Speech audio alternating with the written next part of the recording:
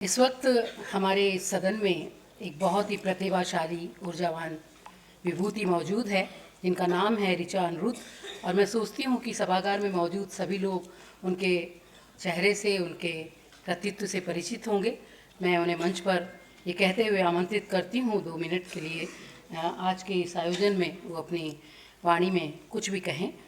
और ये कहते हुए आमंत्रित करती हूँ, किसी भी की आँख में जादू मगर इनकी ज़ुबान में है, और एक कशिश, एक आकर्षण इनके हर एक बयान में है।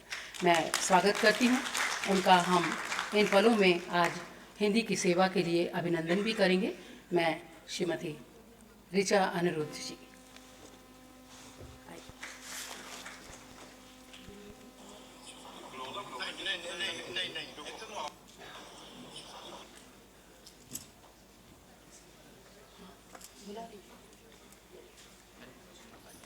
नमस्कार, बहुत बहुत धन्यवाद मुझे यहाँ आमंत्रित करने के लिए और इस सम्मान के लिए। थोड़ा सा बस मुझे विलम्ब हो रहा है, निकलना है। आप लोगों से बहुत जल्दी एक अपना विचार साझा करना चाहती हूँ। एक तो सबसे बड़ी बात, अगर आप में से कोई बुंदेलखंड से होंगे तो शायद जानते होंगे भैयालाल व्यास, विंध्य कोकिल भैयालाल व्यास, जो बुंदेली और हिंदी के बड़े जाने माने कवि थे, मैं उनकी नातिन हूँ। और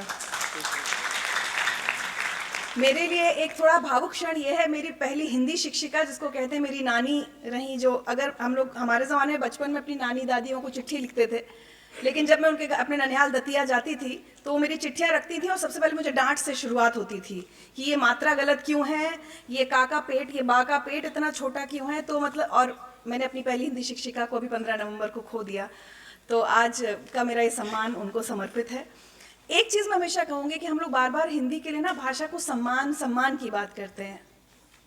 सम्मान है भाषा हमें अपनी हिंदी भाषा के लिए, लेकिन मुझे लगता है कि आने वाली पीढ़ियों को हमें भाषा से प्रेम सिखाना होगा। क्योंकि क्या हो गया है,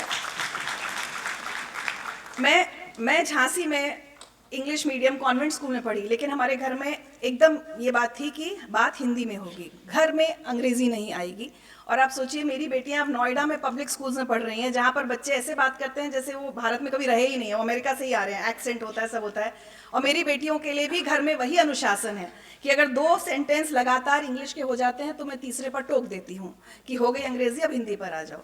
क्योंकि हमारा ये माना गया कि अंग्रेज़ी सीखने के लिए हम तुम्हें बहुत अच्छे स्कूल में पढ़ा रहे हैं, तुम वहाँ पर सीख लोगे, लेकिन हिंदी सीखना ज़रूरी है।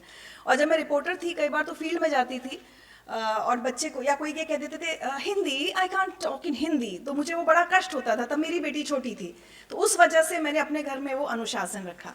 तो सिर्फ आप लोगों से कहना चाहती हूँ कि क्या होता है, हम लोग हिंदी के सम्मान की बात ना ये कॉन्फ्रेंस हॉल्स तक ना रह जाए, मुझे इस बात का बहुत डर है। क्योंकि जब अपने घर जाते हैं, हमारा बच्चा कहता है कि मैं देखती हूँ लिफ्ट में आते आते माँ कह रही है, बेटा आधी खिचड़ी मतलब जैसे होता है ना, पानी ड्रिंक कर लो या वाटर पी लो, मतलब इतनी खिचड़ी भाषा कर दी है कि ना अंग्रेजी ठीक बोल रहे हैं ना हिंदी। तो सब लोग अपने अपने घर ये मैसेज लेकर जाएं। हमारे यहाँ ये बिल्कुल है, कोई बड़ा आएगा, अगर मेरी बेटियों ने हेलो या गुड मॉर्निंग कहा तो हम कहते हैं वो ठीक है, लेकिन नमस्ते या प्रणाम करना सीखो। तो कुछ चीज़ें हमें अपनी अगली पीढ़ी को देनी होगी, नहीं तो बस हम हिंदी पर चर्चा ना करते रह जाएं। ये मेरी हमेशा इससे एक चिंता रही है। तो आप लोग सब अपने अपने घरों में जाकर ये संदेश दें, जो माता पिता हैं, जो नानी दादियाँ हैं, कि अपने बच्चों से घर में हिंदी में ही बात करें। सबसे ज़रूरी बात वो है। और वो कैसे हो, क्योंकि कई बार हम लोगों को लगता है, मेरी बेटियां ना किसी शब्द अगर कहती है इसका क्या मतलब होता है, तो मेरी माँ हमेशा कहती है कि ऐसे तो भाषा खत्म हो जाएगी। कई बार हमारी बुंदेली भाषा के कुछ शब्द होते हैं, अपनी अपनी जो रीजनल लैंग्वेजेस होती हैं, अगर बच्चों तक वो नहीं पहुँचेंगी तो फिर वो खत्म हो जाएंगी।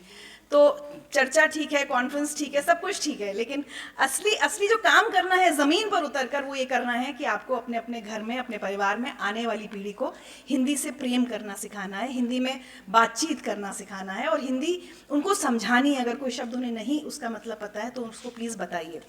अंत्योदय की बात हुई थी तो मैं थोड़ा सा बताना चाहती हूँ कि मैं नोएडा में अपनी सोसाइटी के बाहर सड़क पर हम लोग गरीब बच्चों के लिए एक मुफ्त का इनफॉर्मल स्कूल चलाते हैं। फॉर्मल स्कूल नहीं है, क्योंकि वो बच्चे सब स्कूल ड्रॉप आउट्स हैं, कोविड के बाद वो शुरू किया गया, हम लोग उनको स्कूल वापस भेजते हैं।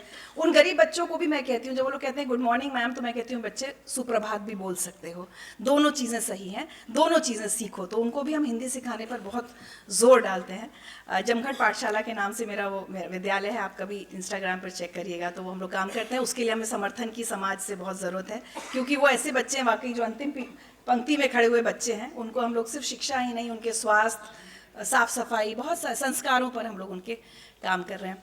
आखिर में बस जैसे चूँकि मैंने अपने नाना जी के जिक्र के साथ बात शुरू की थी, भैया लाल व्यास जी, उनकी 4 पंक्तियाँ मुझे बचपन से हमेशा बहुत प्रेरणा देती हैं कि जीवन के संघर्षों को लेकर। तो उन्होंने लिखा था, गुलाबों से पूछे ये जाकर के कोई, गुलाबों से पूछे ये जाकर के कोई कि कांटे उन्हें क्यों सताते नहीं हैं।